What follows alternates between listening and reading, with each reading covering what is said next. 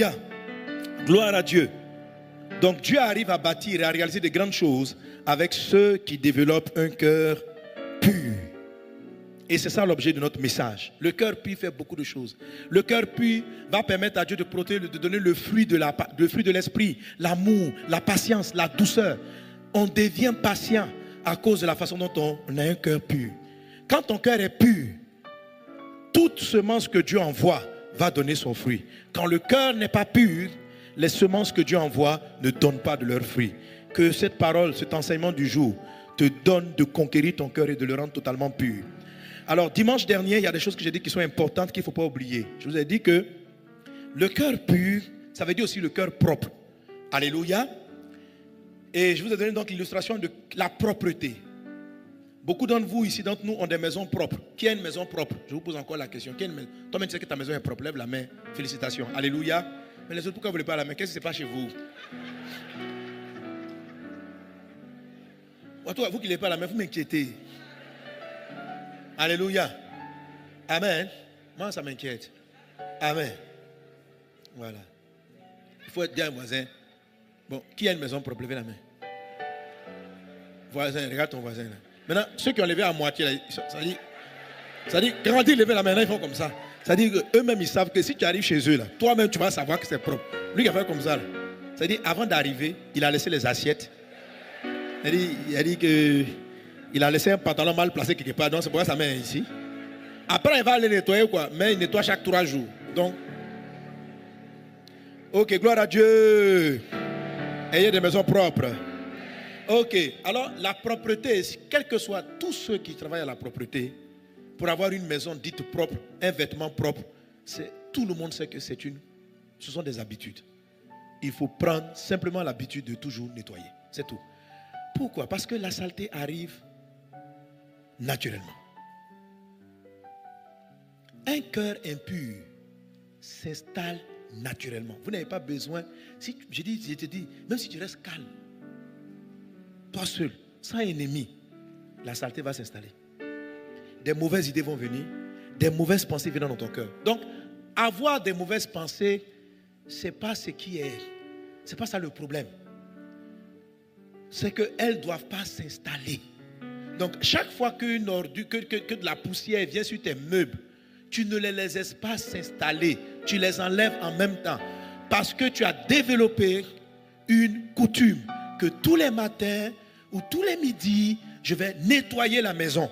Je vais nettoyer la maison. Si tu es dans un quartier où la maison ne se salit pas vite, tu peux dire chaque 2 jours, je vais nettoyer, je nettoie le salon. Donc c'est ça, garder son cœur. Proverbe chapitre 4, verset 23 dit, garde ton cœur plus que toute autre chose.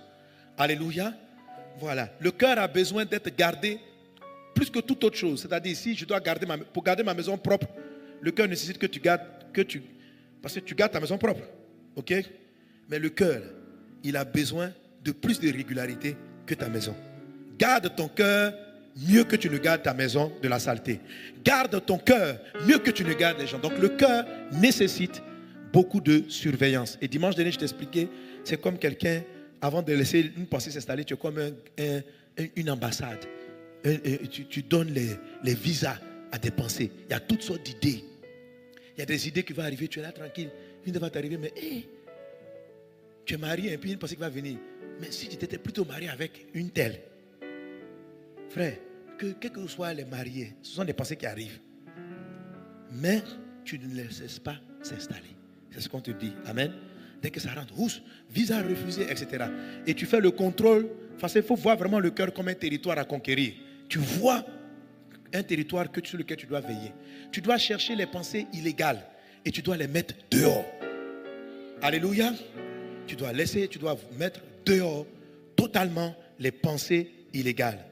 Alors, pour balayer et garder efficacement le cœur, je t'ai expliqué dimanche dernier que le cœur, quand on parle du cœur, on parle des pensées et des sentiments. Amen. Un cœur pur est composé de deux grands types de pensées. Un cœur pur est composé de 2 grands types de pensées. Alléluia. Il est composé, un cœur pur est composé de pensées, de bonnes pensées. Et un cœur pur est composé de pensées d'avancement. Alléluia. Le plus souvent, les personnes définissent un cœur pur comme étant un cœur bon. Un cœur peut être bon seulement, c'est bien, mais un cœur qui ne pense pas demain. Il n'est pas mauvais, mais il n'est pas pur. Parce que le mot pur, dis moi pur. Vous savez, le contraire de pur, ce n'est pas impur. Le contraire de pur, c'est deux mots. C'est impur et puis c'est mélangé aussi. Si j'ai un jus d'orange et que je mets à l'intérieur un jus de pomme, le cocktail que je viens de fabriquer n'est pas impur. Vous comprenez ce que je dis, non? Mais on ne va jamais dire un pur jus d'orange. On va dire c'est un cocktail. Donc, le mot pur, ça veut dire sans impureté, mais ça veut dire aussi sans mélange. Ça va? Amen, amen.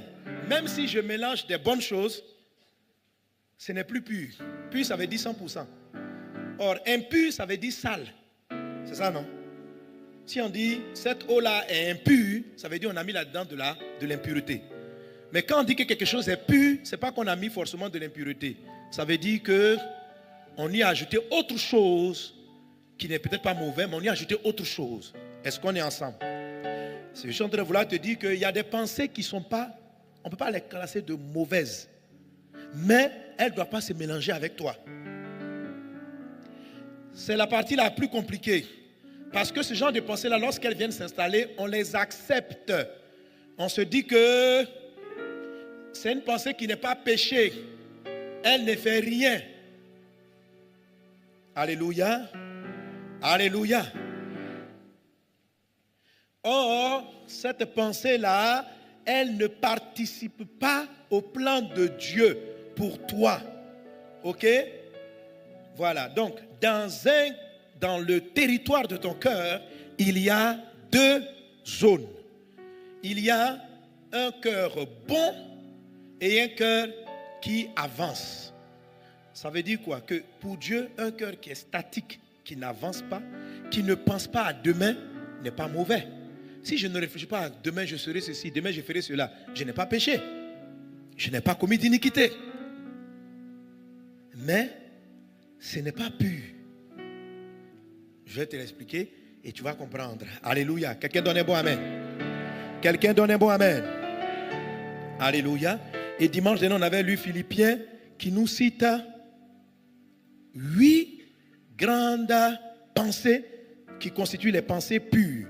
Et on va avoir l'image d'un cœur. On regarde l'image d'un cœur. Donne-moi le cœur sur tout l'écran.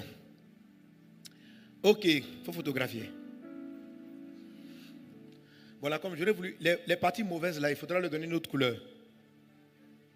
Hein, là, comme les parties mauvaises, il faudra leur donner une autre couleur. Ok, donc voici, vous voyez le quartier, non? On a divisé le cœur en deux. Comment on appelle ça même en science là? Les deux parties du cœur. Le quoi? Ventricule gauche, ventricule, voilà. Maintenant, je ne sais pas qu'est-ce que tu vas vouloir mettre à droite ou à gauche, ce qui est sûr. Bon, moi j'ai mis à droite les dispositions d'avancement. Ok? Le rêve. C'est quelqu'un qui ne rêve plus, son cœur n'est pas pur. Quelqu'un qui ne rêve plus demain, qui n'imagine, son cœur n'est pas pur. Il y a quelque chose à l'intérieur qui va déranger le plan de Dieu. Donc, il y a des gens qui ne rêvent plus, mais qui sont très bons, qui sont gentils, qui aiment tout le monde, mais ils n'ont plus d'espoir. Ce n'est pas un cœur pur. C'est un cœur qui est bon, mais il n'est pas pur. C'est-à-dire que tu aimes tout le monde, tu fais de bien aux gens, mais tu ne rêves plus. C'est impur parce que le manque de rêve tue le cœur, ça tue ta vie. Il y a des scientifiques qui ont fait une expérience avec des souris.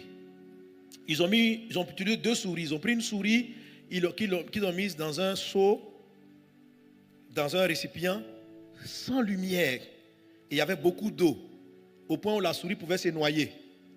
Et ils ont mis aucune lumière à l'intérieur. Les souris savent nager. Mais cette souris-là, elle n'a pas nagé. Elle est restée là, elle s'est noyée, elle est morte. Et Ils ont refait la même expérience et ils ont ouvert une brèche qui laissait passer un faisceau lumineux, une lumière.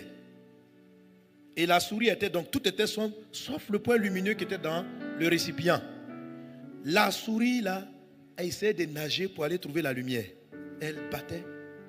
Et elle s'est noyée par fatigue. C'est-à-dire, après 4 heures de temps, c'est là que, parce que ses muscles étaient épuisés, la souris s'est noyée. Mais l'autre, qui n'avait pas de lumière, qui n'avait pas de rêve, c'est comme si elle n'avait pas de raison de se battre. Elle n'avait pas de raison d'aller de l'avant. Elle n'avait aucune raison d'avancer. Et elle regarde, tout est sombre. L'avenir est sombre. On ne voit pas de quoi demain sera fait. Il n'y a pas de lumière. Ma vie va où? Où va ma vie? On s'enfonce directement. Donc, ne pas avoir de lumière, de rêve dans son cœur, ce n'est pas que tu as fait du mal à quelqu'un, mais tu engendres dans ton cœur quelque chose qui va t'auto-détruire et qui va t'empêcher de te battre, qui va t'empêcher de relever des défis. Et tu vas faiblir en toi-même, tu vas perdre ton essence. Enlève les cauchemars de ton cœur. Enlève les vies sans lendemain de ton cœur.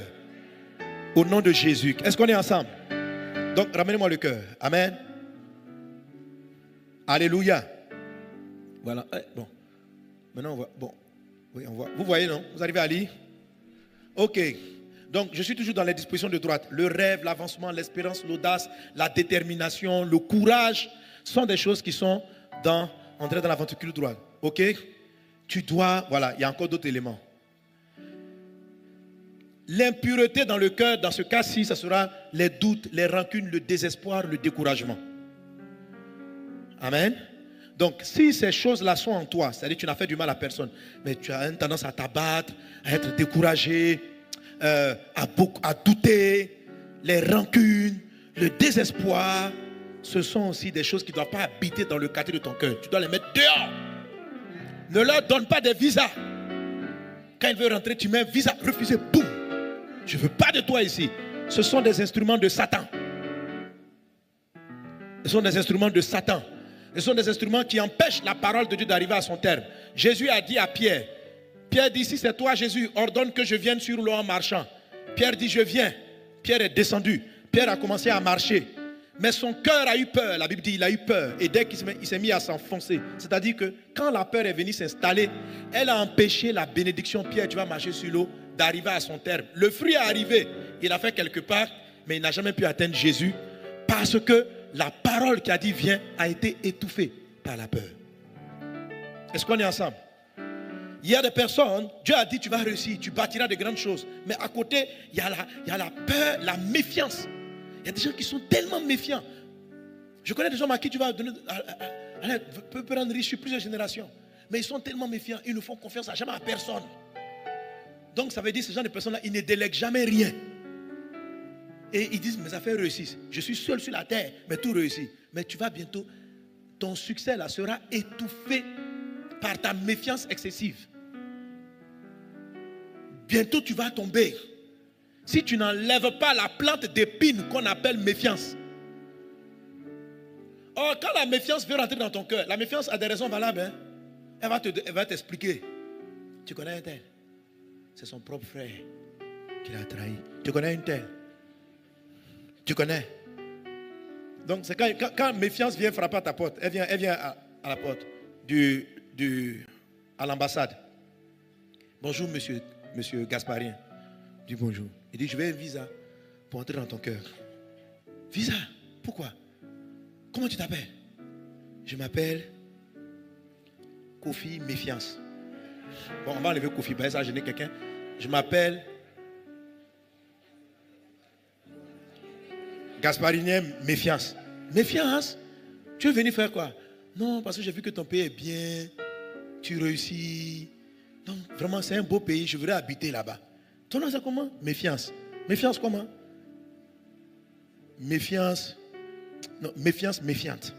Méfiance. Tout est méfiant. Il dit, tu es sûr? Il dit, tu vois, pourquoi tu veux faire quoi dans mon pays? Tu vois, là où tu es là, tu es en train de réussir. Tu te souviens de Jésus, non? Oui. Son ami, un Judas, il a piqué, hein? il a truc. Donc dans la vie, même tes amis, il faut te méfier. Hein? Méfiance à toi. Et oui, moi je te protège. Si Jésus se méfiait, est-ce que Jésus allait les trahir? Mais il ne s'est pas méfié. Donc je peux rentrer. Tu dis, attends. Il faut que j'aille contrôler. Frère, si tu regardes dans la Bible, il n'y a pas de place pour lui. Il faut regarder le code. Les conditions d'entrer dans ton pays. Et pour une raison valable, tu vas dire, bon, il faut te rentrer. Mais tu dis, il ne faut pas trop te méfier. Hein. Sur le territoire de mon cœur, je te donne 200 mètres carrés. Ça te va? Il dit, il n'y a pas de problème. Et puis il s'installe. Oh, son voisin, hein, lui-même, quand il rentre là, avec lui, il y a la peur. Il dit, j'ai un enfant. Je vais faire un regroupement familial. On dit, comment ça? Hein? Pardon, si je rentre dans ton pays, comment je ne peux pas vivre seul? Tu dois rentrer. La peur. La peur. Dans mon cœur, la peur. Je suis chrétien en Christ. Et non, tu sais, la peur sauve. Hein? La peur est naturelle. C'est l'instinct de conservation. La peur. Oh, si tu n'as pas peur dans la vie, tu n'es pas bien. Il faut un peu de peur. Ah bon? Ouais. Donc tu donnes visa et puis tu installes la peur à côté de... mais comment on l'appelle là? Méfiance quoi là? Quoi? Voilà, méfiance méfiante. Et les deux s'installent. Et la peur. Alors, dans la vie, il y a toujours des méchants. On prend toujours des coups. Même si tu te méfies, tu ne te méfies pas. Tu es courageux. Comment? C'est qu'il est sûr, on va te trahir un jour. Alors, une fois qu'on t'a fait mal et quelqu'un t'a blessé, méfiance méfiante vient te voir. Tu vois? Tu m'as donné 200 mètres carrés seulement. Qu'est-ce que je peux faire? Hein, ça, qu'est-ce que je peux faire? Et puis la peur à côté. Tu vois? Donne-moi un peu. Et tu grignotes un peu ce courage déterminé. Et de plus en plus, tu donnes de l'espace à la peur. Ce qui va se passer, c'est qu'elle va étouffer ton cœur. Elle est rentrée dans le quartier d'avancement. À un moment donné, tu ne vas plus avancer. Tu seras toujours dans les calculs. Et si je commence, et si ça ne marche pas, et si. Ta vie n'avance plus. Tu es statique. Et tu es foutu. Mais dans le nom de Jésus-Christ de Nazareth, pendant que je déclare ces paroles, la parole du Seigneur purifie ton cœur. Elle enlève la méfiance et la peur de ton âme. Au nom de Jésus-Christ de Nazareth. Alléluia. Amen. Alors surtout, ramène encore le cœur. En fait, méfiance et puis peur arrivent à venir habiter, donc doute, rancune, désespoir, découragement, méfiance. Tu peux le mettre dans ce quartier-là. À cause du deuxième quartier. Le quartier de gauche. En fait, c'est lui là généralement que tout le monde appelle cœur pur. Mais en fait, il n'est pas seul. Il a besoin de la deuxième zone. Le côté bonté. Le côté bonté donne vraiment l'impression de chrétiens ou de gens fragiles. La bonté, la douceur. Un gars qui est bon. Et tu aides tout le monde. Le côté bonté est très bien. Tu dois être quelqu'un de bon de cœur. Tu dois aimer l'homme, aimer Dieu, aimer les gens, n'avoir aucune méchanceté en toi. La vérité doit être ton partage. Est-ce qu'on est ensemble? Ces choses-là doivent être en toi. C'est ça avoir un cœur qui est pur. C'est ça avoir un cœur qui est bon. Jésus a dit la parole de Dieu, la semence, elle porte du fruit parce qu'elle a été sémée dans un cœur honnête et bon. Quand le cœur est honnête et bon, ce que Dieu dit porte son fruit. Donc, tu vas écouter des messages et tu vas travailler ta bonté, que le nom du Seigneur soit béni. Amen. Mais sauf que la bonté sans le quartier numéro 1, le quartier d'avancement, est fragile. Donc, par exemple, tu aides des gens, tu embauches. Vous savez, sur la terre, il y a le mal. Hein. Vous savez ça, non? C'est-à-dire, non, il y a des gens qui sont méchants. Hein. La méchanceté existe. La sorcellerie existe. Ça veut dire, il y a des personnes, tu les aides. J'ai un ami comme ça. Un homme de certain âge. Il a pris un enfant. Il a adopté. Il a mis à l'école. Payé ses études. Il lui a fait beaucoup de bien. Et puis il est survenu une situation dans son pays qui a dû l'amener à s'exiler à un moment donné. Et les gens contre lui sont partis voir son filleul. On lui a proposé de l'argent, qu'il aille empoisonner son tuteur. Des postes, des grandes choses. Vous savez, souvent vous aidez des personnes, mais en fait, elles vous envient. La personne dans la maison, mais pourquoi c'est pas moi qui ai ça? Pourquoi c'est pas moi qui ai cette richesse? Pourquoi c'est pas moi qui ai ceci? Pourquoi c'est pas moi? Pourquoi c'est pas moi? Toi, tu es en train de l'aider, la personne est remplie d'envie. Ce jeune homme était rempli d'envie. Il est arrivé et il l'a empoisonné. Il l'a empoisonné. Et c'est par la justesse que le monsieur a été sauvé. Et quand il était sauvé, on dit, mais toi-même, comment t'as empoisonné même? Et comme il était dans un pays développé, ils ont pu chercher à savoir et puis ils ont vu ce qu'il avait bu et où se trouvait le poison. Et il s'est souvenu que c'est dans une visite. Voilà comment son petit lui a donné cette boisson, il a bu. Donc la méchanceté existe, les tueurs existent, les méchants existent, les voleurs d'enfants, tout ça, ça existe. Alors quand vous manifestez d'une grande bonté, vous pouvez avoir l'impression d'être fragile. Parce que ces gens-là, vous devenez pour eux, vous devenez les victimes les plus simples. C'est-à-dire qu'il est tellement bon qu'il ne va pas voir, il va pas me voir arriver. Donc la bonté peut ressembler à de la fragilité. C'est pourquoi il vous faut forcément le deuxième quartier. Le quartier du courage, de l'avancement. L'avancement permet de protéger le quartier bonté. Sans vision du futur, sans capacité de rebondir, votre bonté, votre douceur va prendre un coup qui peut finir par vous laisser amer et vous transformer en méchant. Que cela ne t'arrive pas au nom de Jésus. Alléluia. En fait, je dis cela pour te montrer la valeur de ces deux zones de la pureté. Pour que tu les aies et que tu les cherches. Ne laisse jamais personne détruire ta bonté.